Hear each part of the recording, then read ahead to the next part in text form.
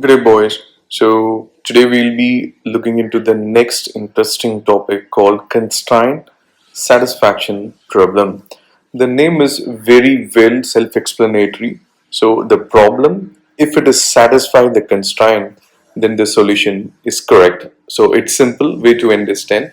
So the problem that is getting satisfying the constraint that was assigned to the problem, then the problem is solved.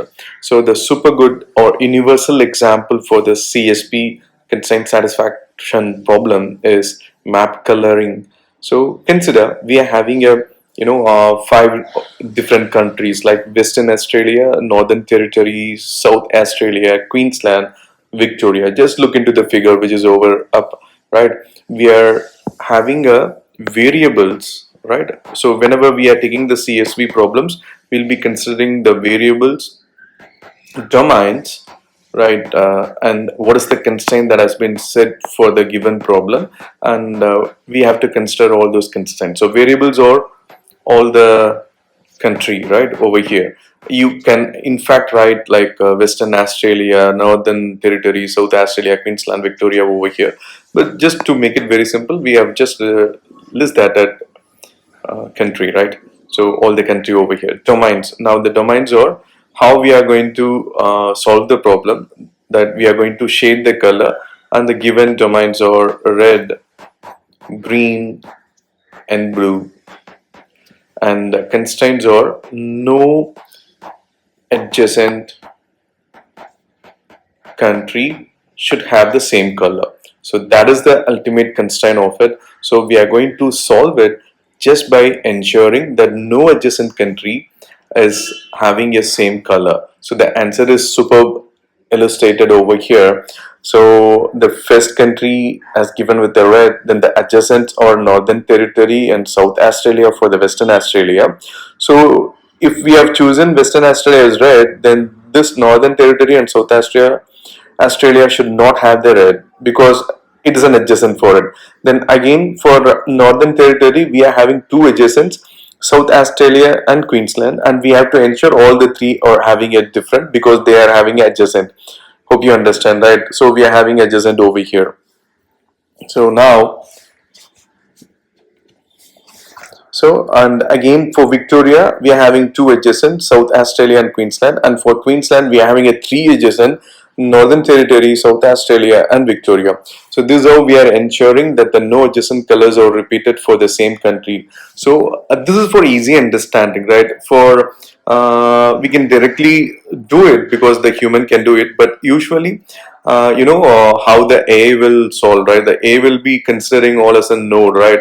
So consider this is Western Australia. It have the two adjacent, Northern Territory. It have one more, South Australia, and this Northern Territory, right? This Northern Territory is having two adjacent. So we can say two adjacent. Northern Territory is having South Australia, and it's having Queensland, right? So and again, South Australia is having Northern Territory.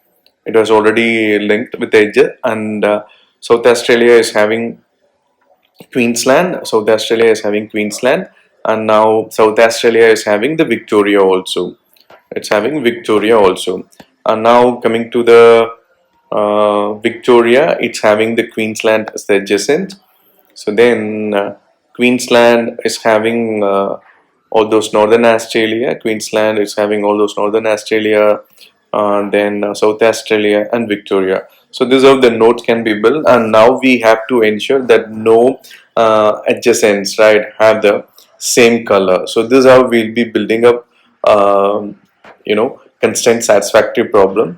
And while based on the marks that has been allocated for the question, while it has been prompted in your in semester exam or the cycle test, right, you have to go with the step by step, the same kind of, right, map kind of figure, right, whatever it's, right, it could be, right, whatever the map. So we'll be solving it by, first we'll be having a one country, then from this we'll be coloring it to with the other country. So like this it has to go by the step by step all the possible way. So this is how the A will be solving the problem. The only look on is over here. We have to ensure the constraints are satisfied, and remember the domains has to be strictly followed. We cannot go with another one more color if the color was given as a red, green, blue. So we have to stick with this.